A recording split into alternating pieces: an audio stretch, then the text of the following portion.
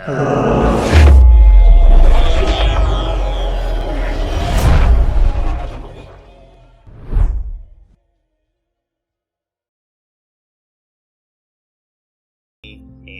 it's not like the human race is on the same page on how people should be governed in a variety of different environments. So I just don't. It's probably not like as simple as you might think to get everyone on board with the same objectives, and that's why democracy seems to be like the best thing we've had so far. It's not that I have any particular objectives I'd like anyone to focus on. I would like people to a paradigm for the landmark of success to be changed. I don't want it to be no longer the acclamation of, water, food, and shelter. I think we can handle those things for everyone. And then once there's so much competition in those three spheres, you see, and it's unnecessary. I think once we can move into a different sphere of competition, let's continue to compete in, the other spheres I was talking about, music, art, and some of the more luxurious things that we've now been able to have access to in modern society and later age. Like I said, because we spend so much time competing on those other things that so many people miss out in ever participating or ever competing in those other spheres, And so I think it'd be best to abandon those entrepreneurial pursuits that take advantage of the necessary human existence and survival. Like any sort of entrepreneurial pursuit that leads to a moral plight of like leaving someone, hungry or on the streets, or having, it's just so strange that we have like 70-year-old ladies like checking people out at Walmart. Oh yeah. It's just, I wouldn't want my grandmother having to do that, to be able to live wherever she's living. Yeah, it's tough. I would just say like the competition of all of those other things that are happening, simultaneously alongside. Yeah, no, but what I'm saying is that we should, because we were talking earlier about, perhaps getting rid of the the ability to make money off of sharing data. If we were to stop the ability to make money off of, people who are hungry, people who needed water, and people who needed shelter, we could move on to other things. Now, do you recommend that like everything that falls into those categories falls under that philosophy, or just the minimum needed for survival in this day and age? Like, obviously we can't give everyone Tempur-Pedic mattresses, but people will still want Tempur-Pedic mattresses, right? So I think what would be great is if we were to take advantage of the charitable nature that exists in humanity and to provide some bare necessities and whatever's appropriate in each field, and then allow entrepreneurs to do their thing and make better quality products that, once a person has the bare essentials, can do whatever it is they can to enrich themselves to have access to those higher quality items. Yeah, I think at that point I would accept it more if we were in this situation in society.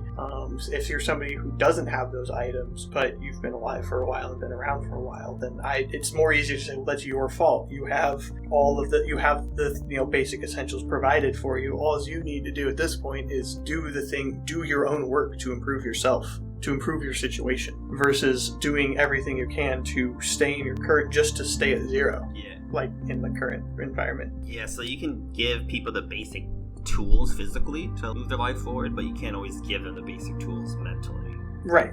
You say that now because we live in a society where we handle mentally ill patients by putting them in padded rooms and by beating them with nightclubs. Like we don't have like a service for mental health in the modern world. It's not something I'm saying it's never been done efficiently. Yeah, exactly. It's not just give everyone mental health. It's more of like, how do we go about doing I think part of the uproar that we're seeing and some of the riots and such is that we want to see some of the responsibility that the police take on with dealing with mental health issues in the country, have some of that money and some of that funding go to some other service. I don't know what you want to call it. I don't know what it would be, but something to help mental health in this country. Yeah. But you don't see a lot of people actually asking for that. Well, I'm not like a lot of people.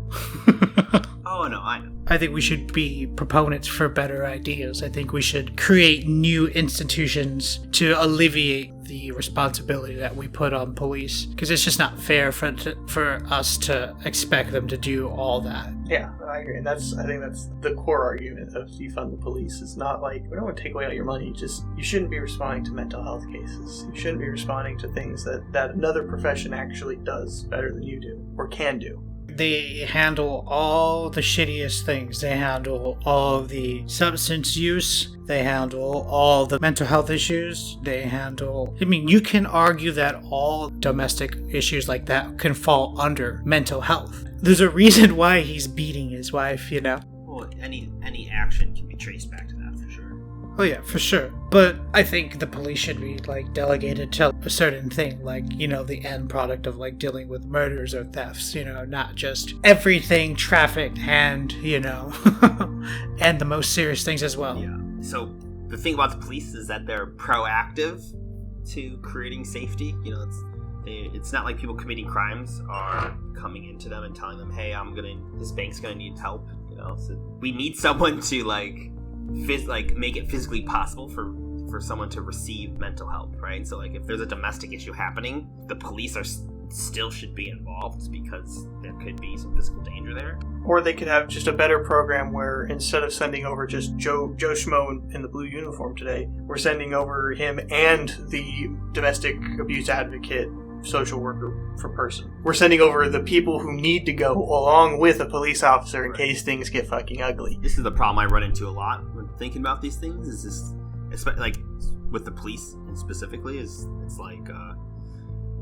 the police is one part of this system that isn't efficient, that we would like to change. But in order for the police to shine in the way that we need them to shine, so many other things need to be changed. And then when you go about trying to make large changes to societies, there's lots of immediate friction. There's never a clean way to do it. And so we kind of live in this paradox where America is great because it's difficult to drastically change it, but we are in need of drastically changing it. But drastically changing it is very risky. Yeah. And I feel I don't know if it's just, certain aspects of the internet that I occupy, but I feel like there's just this growing unease and acceptance for violence, and people are revolution accepting it, type. or they're willing to invoke it. Yes. Yeah. Both. Just a growing feeling of that. I don't want to say it's happening, revolution's on the horizon, but I just feel this growing unease and this growing acceptance that violence might be the answer we have to do, or that might be, violence is an acceptable answer in this case, which is an entirely different topic or entirely different discussion on whether or not it's acceptable at this point. I think most of us typically agree that least amount of violence is the best. But the thing is we all have our own perspective on things, and we don't all share it. And so one person's vision isn't necessarily another person's vision, and the world right now is extremely complex. So whenever we're shooting for some sort of revolution, it's definitely a step into the dark.